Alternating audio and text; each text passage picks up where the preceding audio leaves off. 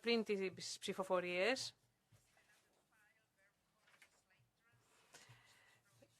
Είναι ένα άλλο θέμα όπου οι συνομοθέτες κατέληξαν σε κοινή συμφωνία. Η συγγήτρια είναι η κυρία Έστερ Χεράνς Γκαρσία. Επιτρέπει στον αμπελοϊνικό τομέα ήδη φέτος να ωφεληθεί από την πρόταση αυτή. Συγχαρητήρια στην εισηγήτρια και στο σύνολο της διαπραγματευτικής ομάδας του Κοινοβουλίου για την προσήλωσή τους, που οδήγησε σε επιτυχή ολοκλήρωση των διαπραγματεύσεων αυτών με έναν μόνο τριμερή διάλογο. Σήμερα θα πραγματοποιηθεί η ψηφοφορία στην Κομάγρη, ενώ το κείμενο θα ψηφιστεί στην Ολομέλεια τον Φεβρουάριο. Δίνω το λόγο στην εισηγήτρια, την κυρία Χεράνς Γκαρσία, για 5 λεπτά. Παρακαλώ. Θερμά ευχαριστώ, κυρία Πρόεδρε. Η πρόταση κανονισμού που έπρεπε να περάσει με γοργή διαδικασία για να αντιμετωπίσει την κρίση που αντιμετωπίζει ο ευρωπαϊκός αμπελοϊνικός τομέας και το Ευρωπαϊκό Κοινοβούλιο αντέδρασε με ταχύτητα και εργάστηκε άκοπα για να ολοκληρώσουμε αυτή την πρωτοβουλία μέχρι τα τέλη του 2025. Ευχαριστώ και τους κοιοδησηγητές για τη συνεργασία τους και τις τεχνικές ομάδες και τους συμβούλους των συναδέλφων για την μεγάλη τους προσπάθεια. Συνεργαστήκαμε επικοδομητικά μέχρι την τελευταία στιγμή του τελευταίου τριμερούς διαλόγου και πιστεύω ότι μπορούμε να πούμε σήμερα κάτι πολύ θετικό, ότι θα κληθούμε να ψηφίσουμε για το αποτέλεσμα των διοργανικών διαπραγματεύσεων σε λίγο.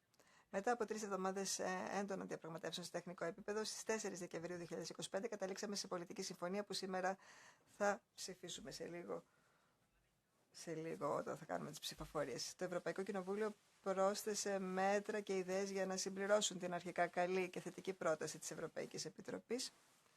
Για παράδειγμα, καταργήσαμε την καταληκτική προθεσμία για το σύστημα αδειών φύτευσης που ισχύει μέχρι στιγμής και είχε αναφερθεί και μέχρι το 2045. Τώρα έχει καταργηθεί αυτή η καταληκτική προθεσμία. Επίσης,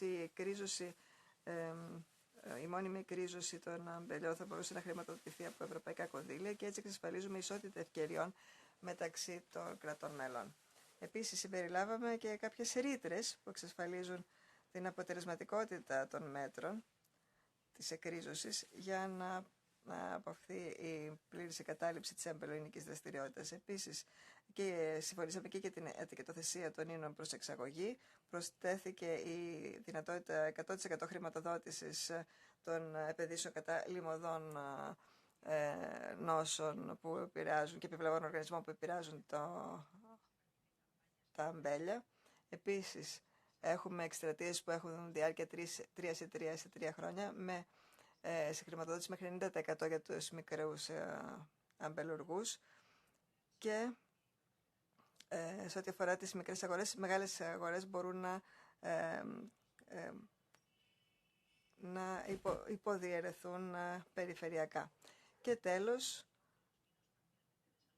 ή ίνοι με μερική αφαίρεση της αλκοόλης αναφέρονται ως με περιορισμένη αλκοόλη και όχι light, όπως ανέφερε η αρχική πρόταση.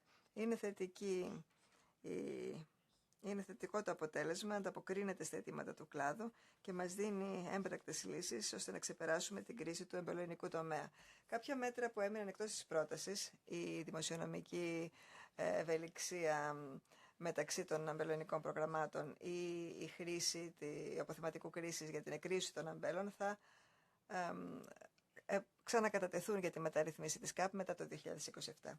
Ήταν δύσκολες οι διαπραγματεύσεις σίγουρα με τη Δανική Προεδρία, αλλά ευτυχώς καταφέραμε να καταλήξουμε τελικά σε συμφωνία. Και πριν ολοκληρώσω, να ευχαριστήσω και τις υπηρεσίες του Ευρωπαϊκού Κοινοβουλίου για το έργο τους και την ετοιμότητά τους να καταλήξουμε σε συμφωνία προκειμένου να τη φέρουμε για ψηφοφορία στην Ολομέλεια το συντομότερο δυνατό. Ευχαριστώ.